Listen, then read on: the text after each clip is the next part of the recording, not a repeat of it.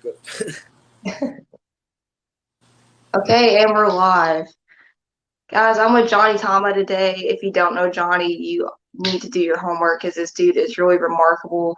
For example, he is the first Hispanic from Ecuador to win a world title at the IBJJF. He's a fight to win champion. The list could go on, but Johnny, really thank you for being here. Super honored to be here with you today.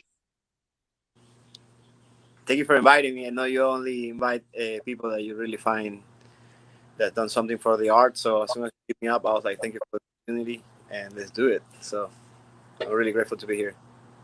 Awesome. I'm really glad to hear that. But I guess to start us off, do you care to talk about your backstory a little bit? Because I really think it's interesting that you got started because of self-defense. Oh yeah. So when I was a kid, I didn't have much what would be like exposure to martial arts because my family didn't actually do any sports related with martial arts. So and also it's not like big in culture in South America to do martial arts like that. Eventually, as I was growing up, I got to hear about the MMAs because of my stepdad. He started playing a lot of Pride, UFC, and Strike Force, if I'm not wrong.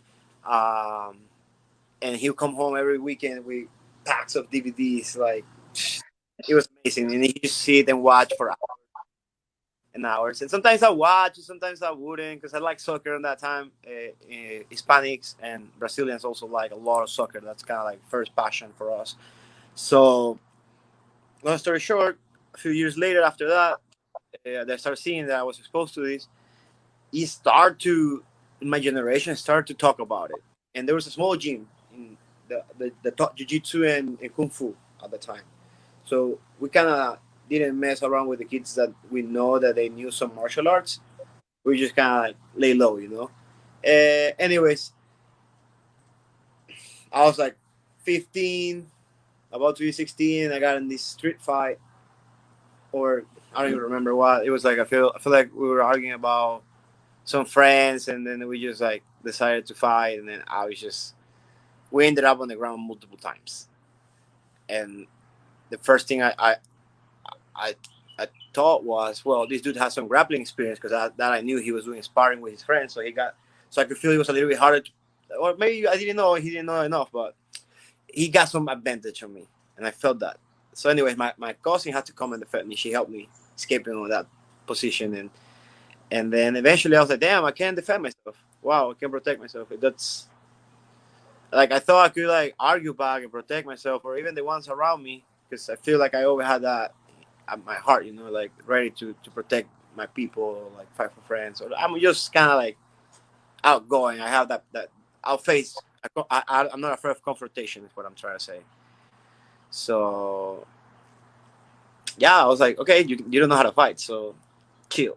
Is that okay? So I was like, is that okay? I don't know. So eventually, I also got super insecure. There was a lot of things happening in Ecuador at the time. It's still happening, and it's gotten a lot worse. But uh, criminals were out there. I got robbed all the time. I got guns in my head multiple times Oh gosh. for different reasons, for phones, from to steal a group of friends at the beach. Like it's the security the Americans have here is kind of like a luxury that you guys. Some people know it, some people don't. But when you are there, you have to be watching, and overlooking your shoulders like every 2 seconds. You don't know. 1 second you don't know it, and someone's robbing you, and you're like, don't move, stay here. And you're like yesterday, these people in the street were like cleaning the dude's windows, and the dude didn't want to tip them 'cause the dude probably didn't have change, and then they pull him down of the car. They attack him with knife. So it's Oh crazy. my gosh.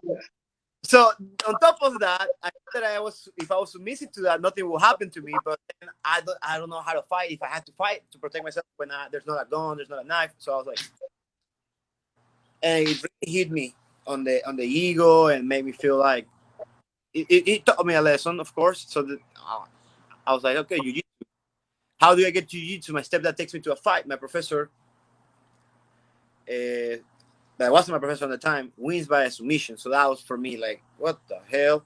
and I had just had a fight. So I was like, okay, so there's a way to beat someone when your back's on the ground. So it really caught my attention, and I was like, okay, can you help me train? I said, is there any way you can teach me? I was like, I can teach you so much because he was living at white though. So, but he was like, I can't poke out the black belt. He told me some striking, some kicks, stuff.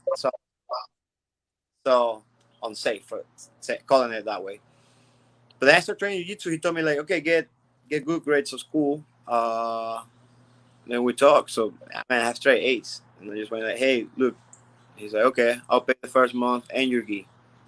So then we start training together. So we start bonding over that, and then eventually I started teaching kids classes. Coming to when I was a white belt, helping, assisting, la la la la la. I just didn't stop from there. That's pretty much what got me. That street fight that beat my ass, the guy that beat my ass, taught me a lesson that I needed to learn how to protect myself.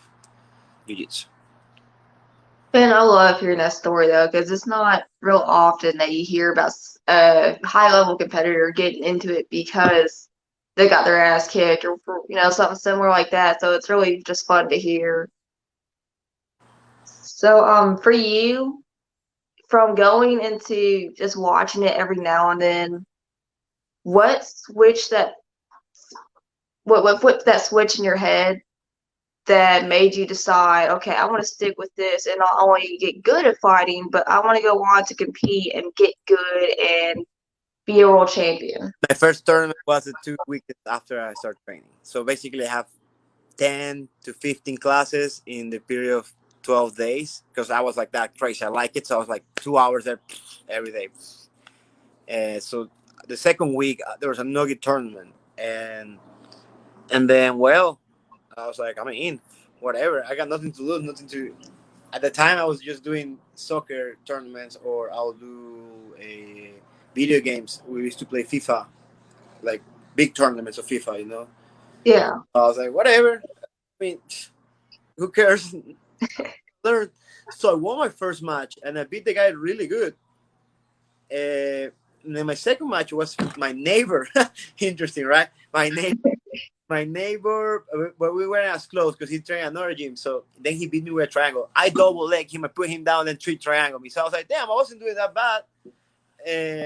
So that was my first tournament. I had two fights, one W, one L, and then went home.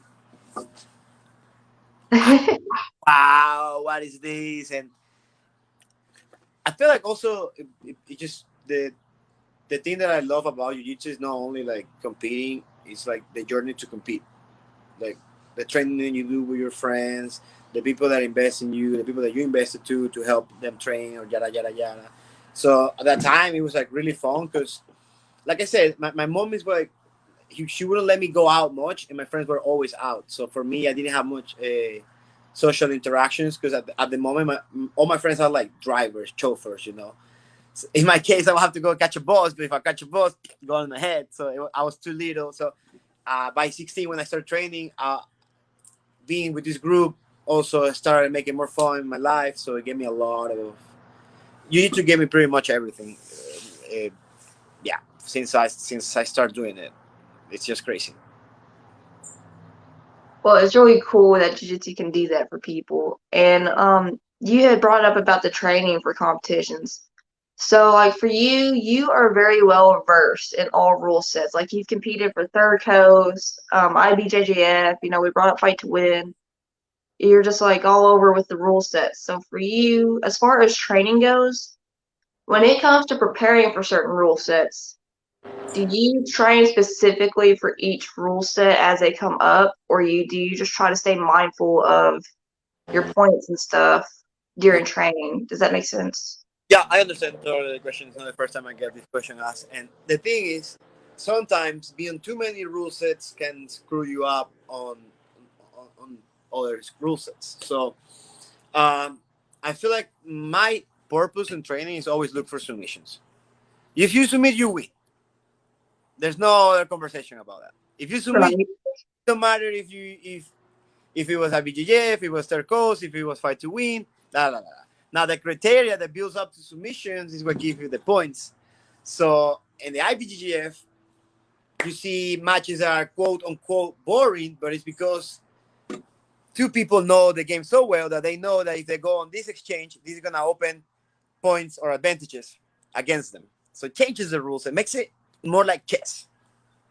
Playing fight to win rules is like, okay, if I get a good submission, I'll tap him out. And if I don't get it, that's gonna be like a strong submission attempt, which is gonna weigh on the judge's opinion. So then that depends on the judges. Sometimes it can be hit or miss. Then third goes grappling. That they were trying to do something cool about like the OT. So a lot of people wouldn't fight. So people start changing strategies because it's still point related. So people will make strategies to make it to the OT and then start winning on the OT. So just gotta play with what you can. But if you're always seeking for submissions, I feel like that's gonna make your performances good. People are gonna continue watching you. I might not win as I win a lot, but I don't think I win like some names like that win every match on ref decision or 0-0 and it was something or one advantages or one like I feel like I'm always going forward and that's why I'm putting myself on the fire. So that's why sometimes I get tapped, sometimes it's just I lose. But it's because like I said, the inches are so close, so it's difficult to make mistakes. People don't want to open up. Depends on the rules. Like I said, people are gonna find a way to win.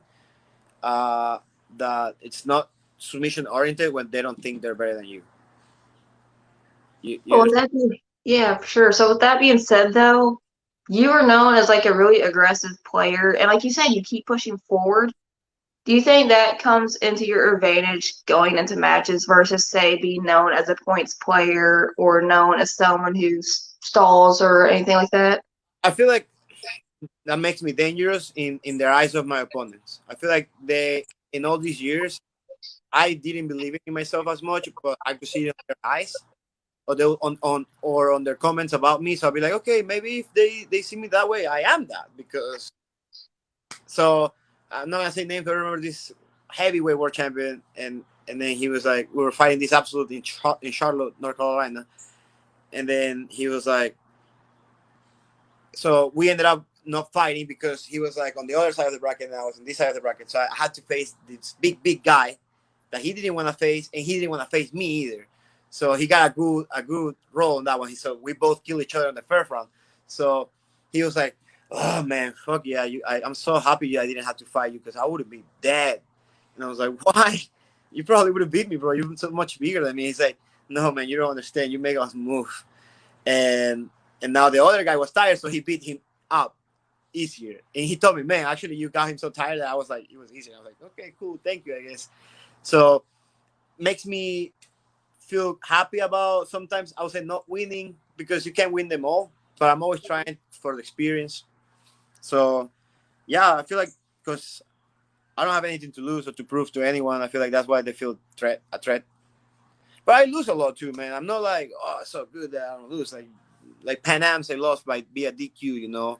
This is an example. I've been doing too many rule sets, like you said, gi no gi, points no points, IBGF gi, IBGF no gi, which are two different things now. Uh, Right. and for example, I did 50-50 on this guy that I already beat 2 weeks before on ref decision. Good stuff, but the ref gave me the decision because I looked better. Actually, at the end, I had his back in the last 2 minutes. So I was like, okay, well, I gotta give it to you. This time we were 0-0, and I was on guard, most likely about to sweep, with 2 minutes left. So I went in the 50-50 position. I tried something new with Lapel, but did like an 80-20. In that cross, he stood up, I got DQ. Because, well, Ooh.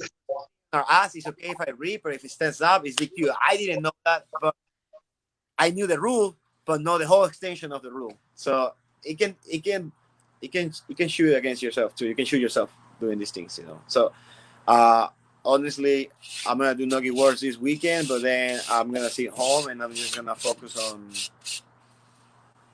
the Gi Words because I don't want to be on this back and forth different rule sets. I just wanna win Words this year. I'm gonna win Words this year, so to be done with that.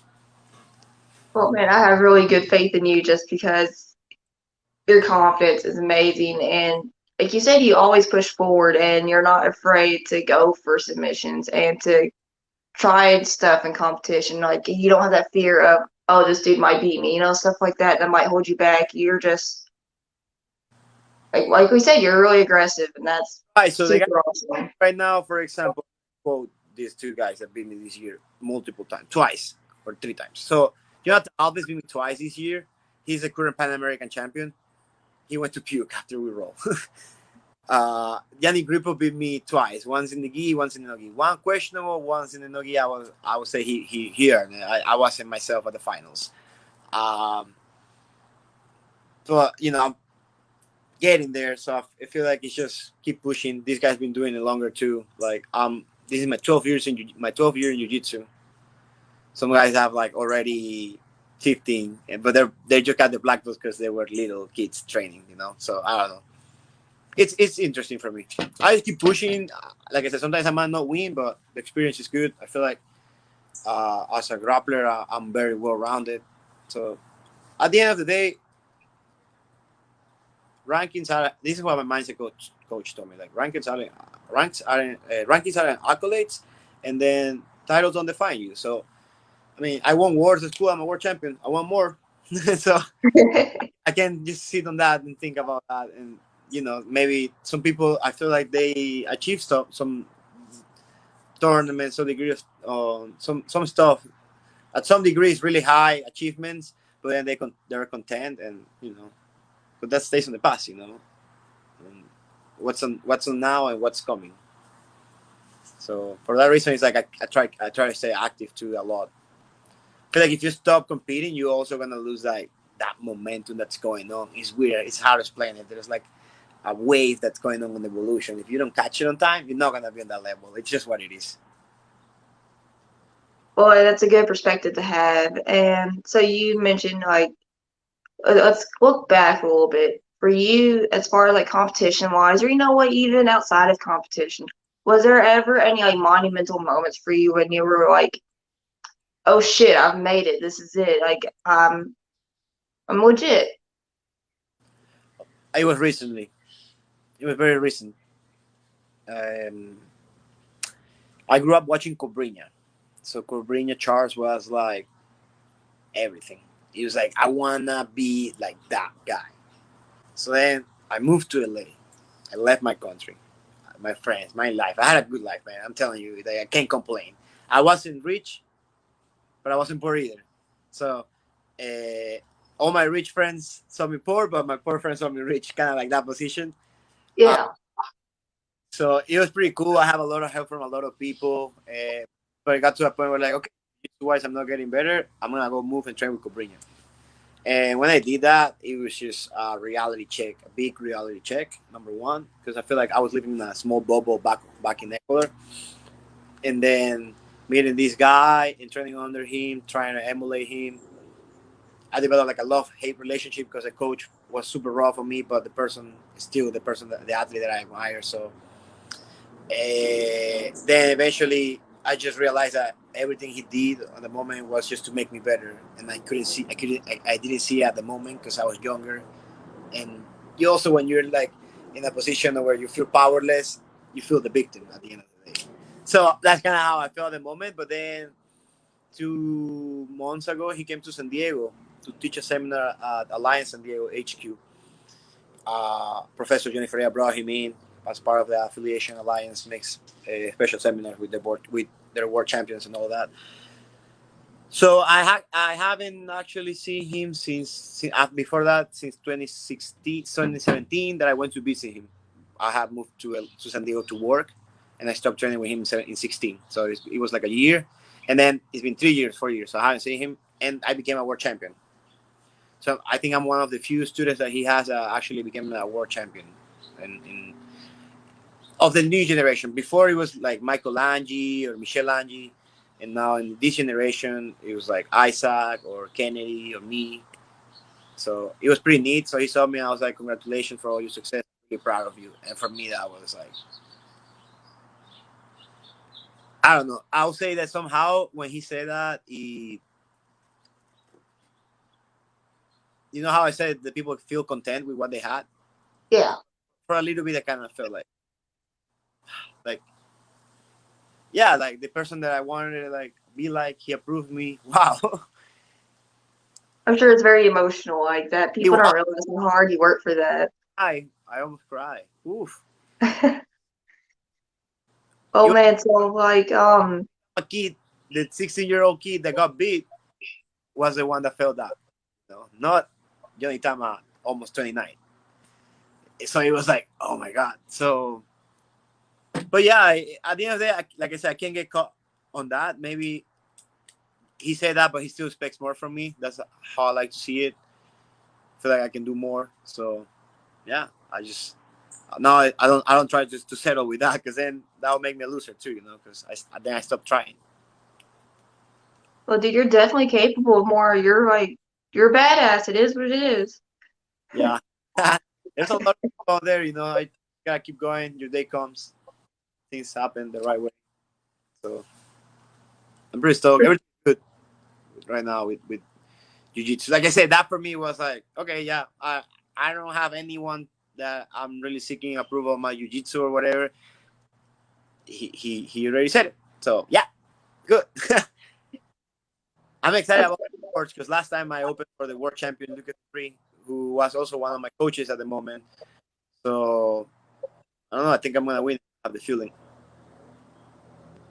That's I'm why really excited to see you. that was like us. The Lions team sees that as like very respectful of me to open up for a senior member. So yeah, I mean it's pretty cool. I feel like double world champion, year no year already. So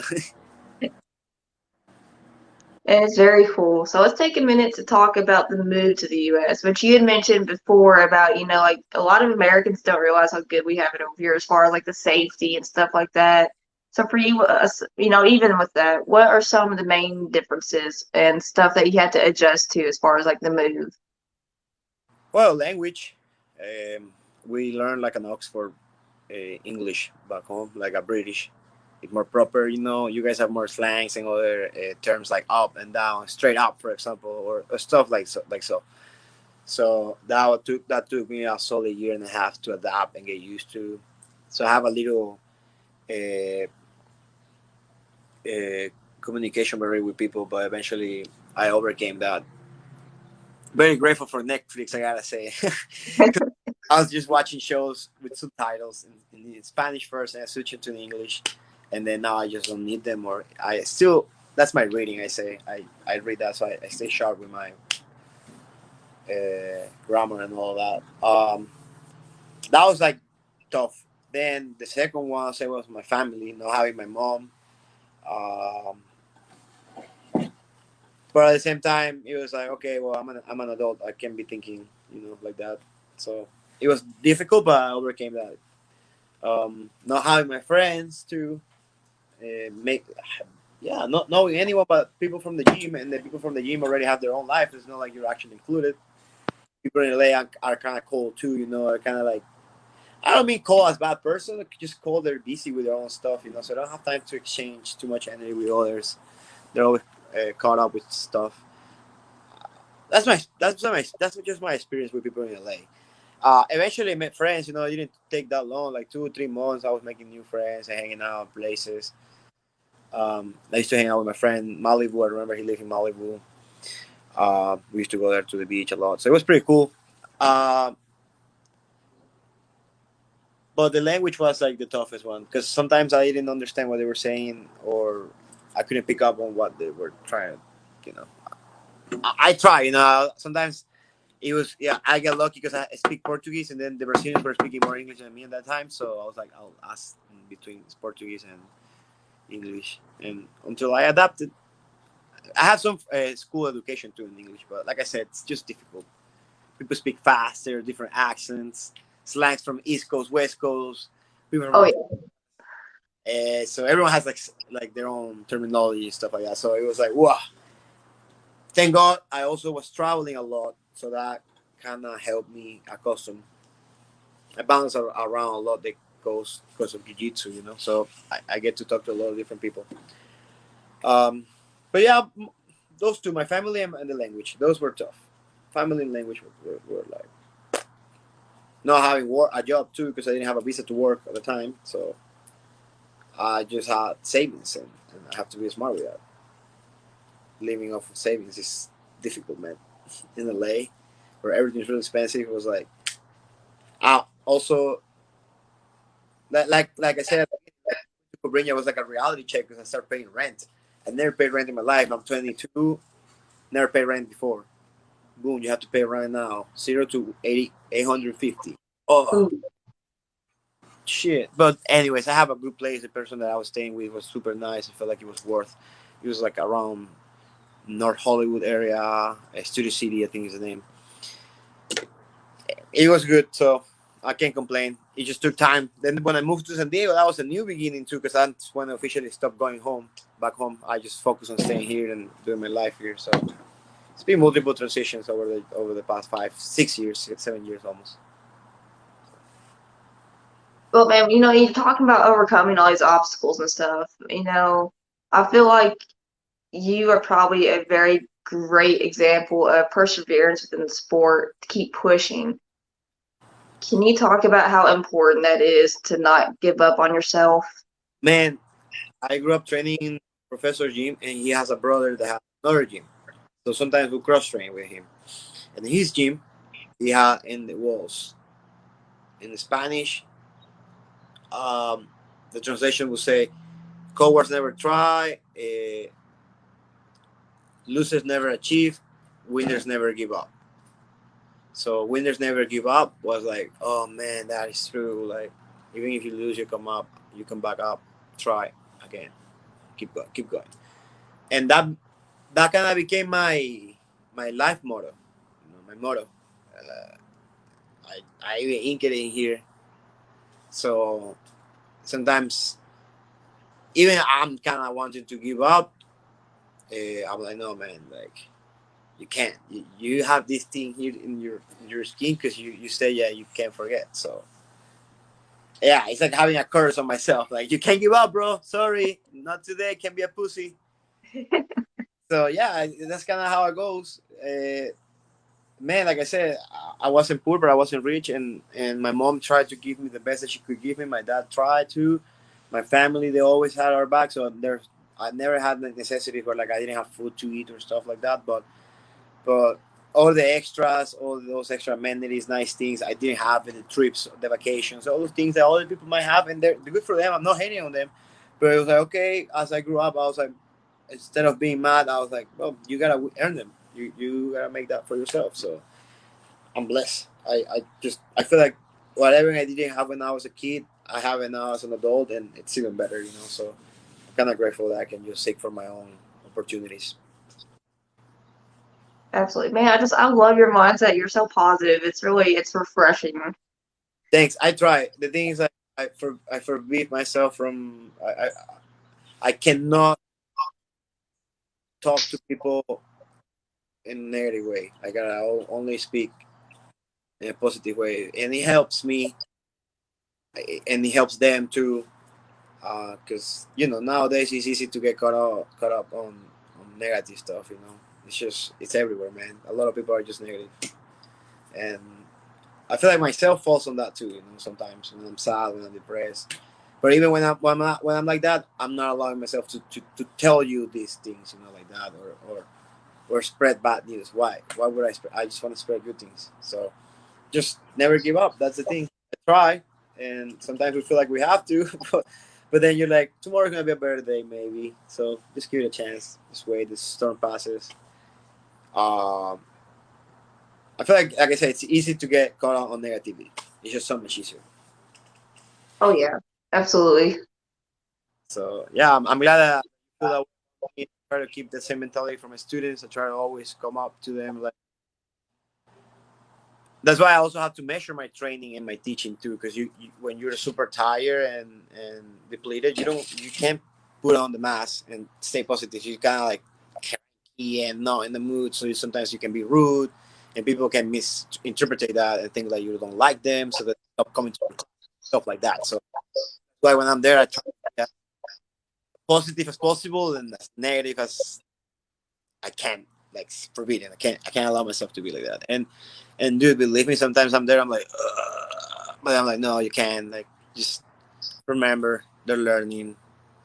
So I always try to replace a bad thought with a good one. And if the bad one comes back, then it's like jujitsu. Answer, answer, answer, answer, answer. It's annoying though, because the mindset, the mind can be really fucked up sometimes. We each other for ourselves. It's like, yeah. But yeah, that's a whole another conversation. But yeah, I've been working with a mindset coach. Shout out to him, Mindset Mike. Um, he's really good, man. He just has a system that's been working and it's basically focusing on gratitude. So focusing on gratitude, changing the I have to do this to I get to do this. Examples, different examples you can add to that. Like, oh, I have to train, I get to train. So it changes the way you see things. He told me to repark negative thoughts, like, and replace them with good thoughts. So that's why I was telling you this change. So it's a fight. So I hope these little tools help you and the people that watch this later. Like, it's gratitude, focus on what you're grateful for, and just repark the back. Yeah, just I get to do this.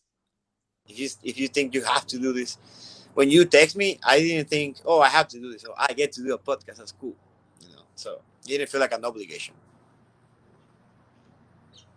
Man, it's like I said, it's so great hearing high level competitors talk about that just because I'm not going to say there's a lot of entitlement that goes around, but it's so easy to get that mentality of, well, I've accomplished this, so I should automatically get to do this versus, oh, I'm grateful. This is awesome. I get opportunities like, stuff like that. It's just, like I said, it's really great to have people on that have that attitude. It's hard, and like I said, I fell for that entitlement in the past, and it didn't bring me good stuff. Sometimes you might get away with that behavior, and people can just let it under the rug, but the long run, it's just not very beneficial.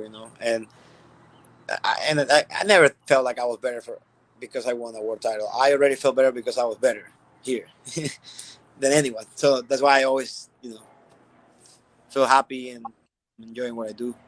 Sometimes it's difficult when you're like traveling too much and you're doing so much, and it's hard to keep up on routines and like resting, and you want to train hard and take a plane to compete or to teach. And so, like I said, I try to now be smarter with my rest so I can have better positive energy to spread and not be in a bad mood around people, because it's better to avoid being in that situation.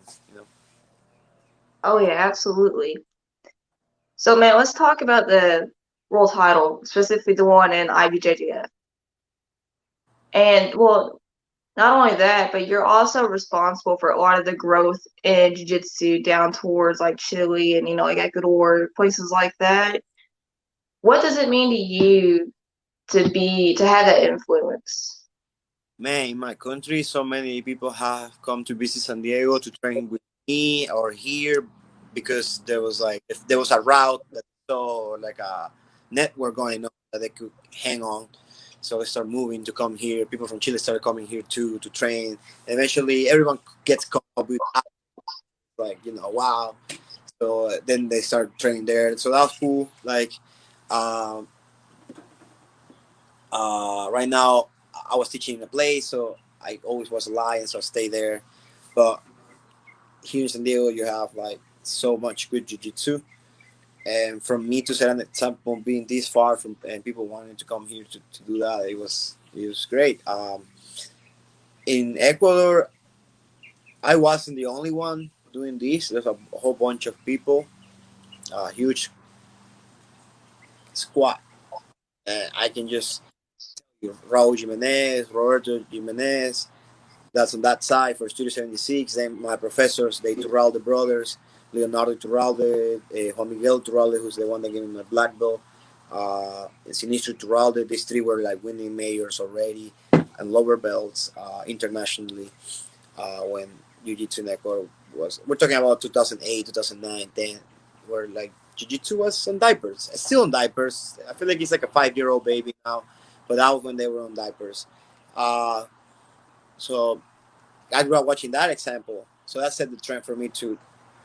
We couldn't win a title at the black belt level just yet, so I was lucky to be the one that did it. So uh, I don't take all responsibility as like I'm the one that inspired these people, but it's like together as a crew, we've been building this momentum so I could win that world title, and then people could see and believe on their work. They put faith and they still train, they still believe, they still take chances to come out and train. Like the amount of people that compete from Ecuador and Chile and now and from other countries like Argentina too. Argentina is like growing big time. Uh, it makes me feel happy because I'm like, okay, this is what I was doing when I was 21, driving, traveling by myself to these random opens in Chicago, in Miami, uh, taking long ass and expensive plane tickets to compete worlds and pants, and all my friends were doing it too at that time. So it was more meaningful to see that it paid off eventually, rather than not. So now there's more people that believe that they can do it. I feel like I'm just when you travel through the jungle, there's a guy that's just chopping with like a machete and opening the roads.